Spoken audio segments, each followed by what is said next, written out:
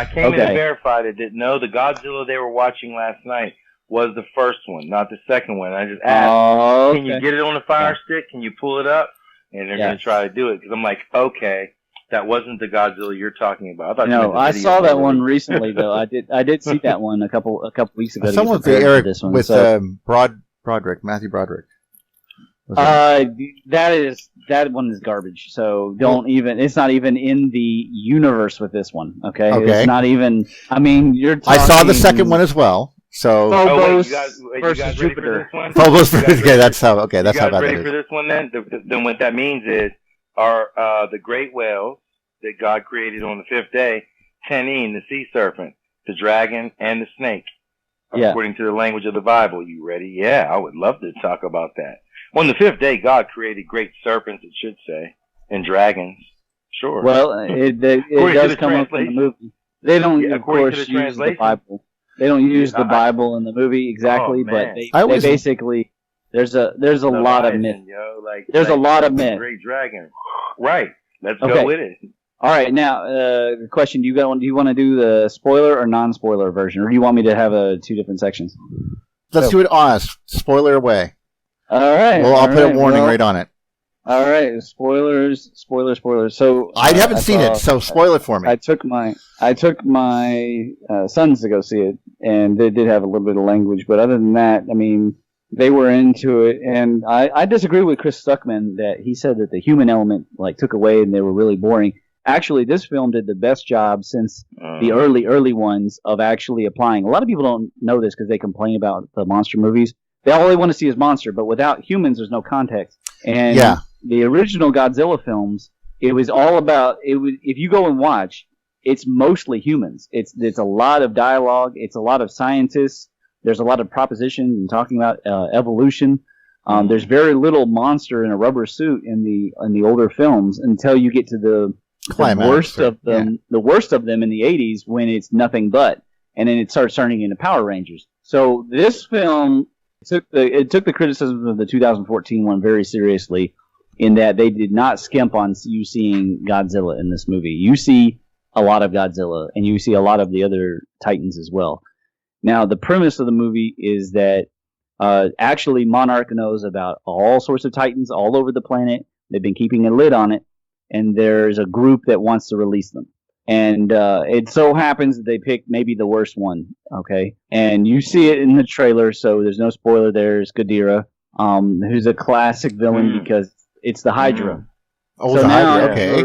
Wow. Right, so you're getting that same motif in a couple ways. You're getting the dragon. Okay, that's Phoenix. Yeah, you're getting the dragon, and you're getting the multiple heads of the different meteorites that came, right? Medusa snakes. Yes, Medusa came snakes, down from... All right, now Godzilla in this one, his connection to radiation is multi-armed god, Kali stuff, yeah. Right, and so in this one, his connection to radiation is reestablished in that it becomes his almost like his power, his lifeblood. It's really, really important that he his anti-kryptonite to radiation. No, right. It's like Kal-El going to the sun. Yes, yeah. And, okay, that's what I should have said. Soaks it up, and then he's all healed up and repowered up again. Okay, so radiation works for him that way, but Ghidorah is differently organized, and Ghidorah is electrical, and it's really fascinating. There's a whole scene, I don't want to spoil that, but where electricity directly benefits Ghidorah, and you're kind of in a oh no, this is bad kind of situation. There's also a fire demon bird and Mothra. And Mothra is playing. So they're going all out here. Wow. Here's what's interesting. So the Phoenix has been divided in two. You have Mothra playing the regenerative healing role of the Phoenix, and then you have the fire demon bird coming out of the volcano playing the literal fire bird. So you have the Thunderbirds. But the powers of the Thunderbirds has now been divided into this Firebird and Ghidorah. And Ghidorah could shoot this yellow lightning down, and they do have a step potential scene where they fry like a lot of people. And Ghidorah is juxtaposed with the power of Godzilla, and Godzilla is using this like icy plasma breath. that comes out, and he charges it up using his back, right? Whoa, really? And so okay. These two are opposites. And what's interesting is they're going over all this mythology from around the world, and that like Mayan mythology and Egyptian mythology, and they even show that famous the Zeus character, but from Sumer, striking at the kind of griffin-like character with the thunderbolt of the god. They show it. I mean, it's full. That I've never seen that hieroglyph that big. You know what I mean? It's the whole screen it takes up, and you can't miss the thunderbolt. Of course, it flashed it too quickly to understand exactly what we're looking at. Right. And so the irony of this is, because people don't know about, they don't understand, even though they use it every day in their life, they don't understand electromagnetism.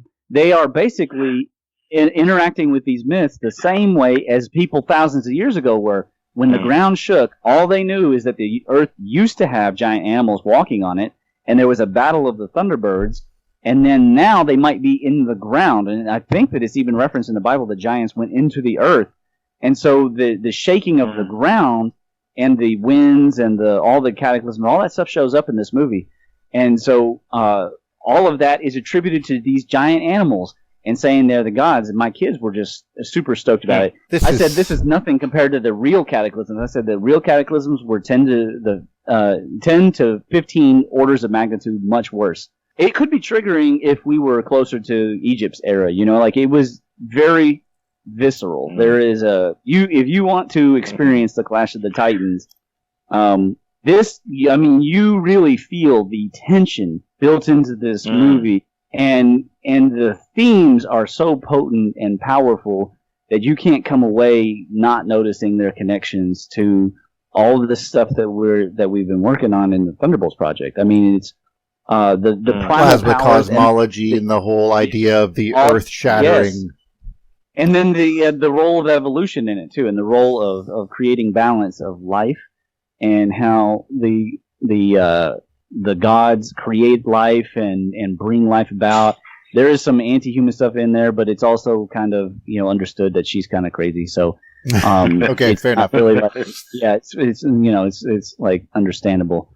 But there are some important ideas about balance and about our role in nature that's also played.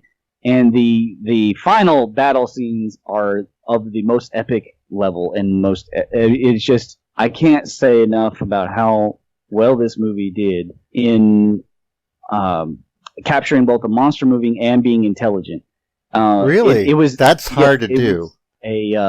Somebody who has no scientific learning at all will appreciate the film for the spectacle, and somebody who is an appreciator of myth and history, I mean, they're going to roll their eyes at some of it because they're going to be like, they're conflating things and this and that. Of course. But at least there's a nod to it. It's my opinion. It's my opinion that this movie is worth the billing, and I will probably want to go see it in IMAX for the second time. All right, because you sold me on that alone. The effect of seeing it. I don't necessarily need to see it in 3D, but I mean that would be something.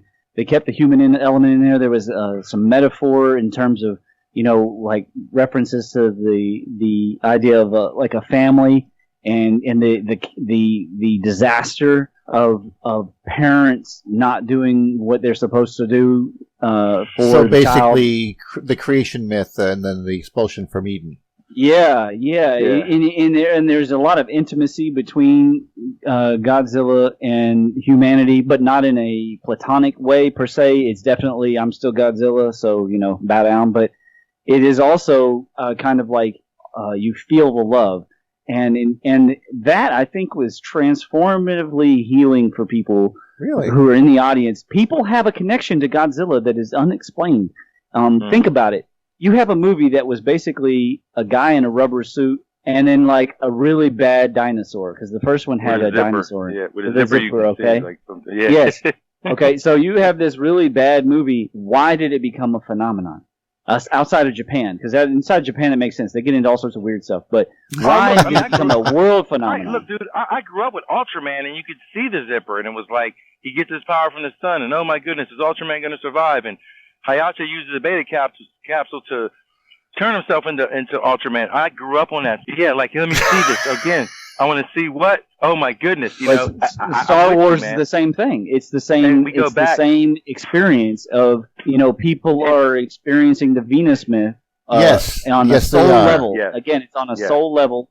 There's a cathartic experience watching Venus blow up on screen and going through the path of the warrior. You becoming Thor or Ares. I think that's what Marvel movies have with regards to Thor, especially.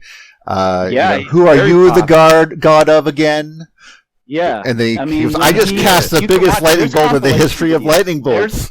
There's compilation videos of people reacting to Thor arriving in the Infinity War. So when he first shows up and he says, "Bring me Thanos," but you're right. In the same question becomes again, why is it about dragons? Remember, I wrote about this in the paper. Why do we put children on top of dragons in so many movies? I mean, think about it. The Spirited Away and Neverending Story and Dragon Ball. We put children on top of dragons to bring back the innocence, to protect the innocence. Well, in this movie, instead, it's for the adult, right? Because nobody's riding on top of Godzilla. But there's this awe, and on the screen they display that awe. Like people are rooting for this guy, and then you in the audience, you're rooting for this guy. He is the protagonist of the film, which is strange for a lot of people because some of the original ones he was the villain for sure. Of course. But in this, there is an interaction that's complex and it's on a psyche level. It's actually I'm reading everything that you've just said in relation to the Star Wars trilogy, Darth Vader, the Emperor, and the Death Star. Everything you just said is very similar. This is a destruction myth. This is a Velikovskian memory. This is it. This is the one. This is we feel that at the end of Armageddon was one thing but it was just a rock. It had nothing. They tried to personify it, but no, this is personification of death that will kill anything it wants. This is Godzilla. Mofo, this is it. Okay. And he can do it. And now it's like he's fighting to save us or whatever it might be going on. They divide him up. They divide him into the dual halves. You have, on the one hand, you have the dragon in terms of the wisdom and the longevity and all the things in the Chinese. They mention it in the movie. Mm-hmm. And on the other hand, you have Ghidorah is performing the part of Hela and Medusa. Ghidorah is performing the part of that which Hercules had to fight in fighting the Hydra, or that Zeus had to fight in battling Typhon, or Thor battling Jormungandr. It's Ghidorah performs all that, and the character design is also excellent as well, because while Godzilla is menacing in his own way, there's a humanesque quality because of the way they use the eyes, whereas Ghidorah is definitely a very foreign feeling, a very serpentine feeling. He sees through you. You are simply lunch. Right, and then there's an interaction of the three heads where it's not a Three Stooges kind of interaction, but it is that kind of, one is the maleficent goader of the other two heads into more and more evil. Like, one is definitely centralized evil. I am sitting no. So sorry, you just blew my mind again. I'm sitting there going and watching the Emperor sit there and go, "Now strike down your father." Yes. And the whole thing, right. And then I'm like, whoa, am I like, did he, what? Where does this come from? How far back does this go? Because this is our mythos, right? Love it. Marduk and Tiamat. If I'm going to fight Tiamat and you guys need me to chop Tiamat up, the sea serpent, you're going to exalt me. What do you mean? Don't worry. You said you'll assign me the Tablet of Destinies. Yeah, I'm going to cut Tiamat into pieces, no problem. But you're going to exalt me for helping you. But I'm the good guy. But I'm really pretty dangerous. Yes. So you're going to respect me, guys. Yeah. It sounds classic to me, like, whoa. That's the capriciousness of the gods, because let's be honest, it saved us. This Ares saved us, but at the same time, you were like, yeah, but don't mess with him. Like, don't piss him off. Please. Thank you. Thank you, Godzilla. Yeah, thank you. You're a good guy. It's good. It's good. Thanks. Guy, but you are a good guy. Please. Yeah. Okay. No, I'm with you. I feel it. Well, I mean, because obviously Mars went the other direction. Venus was still on the inside. I mean, no matter what, it was still menacing whenever it would come near. I mean, if you thought about Venus with a tail, and then suddenly its flaring tail passes by us, and we are suddenly in connection with it, and it would just be like a multi-headed dragon coming from the sun trying to eat us, and events where, and that's if they're on their same course as they are today. That's not even going into Velikovskian ideas.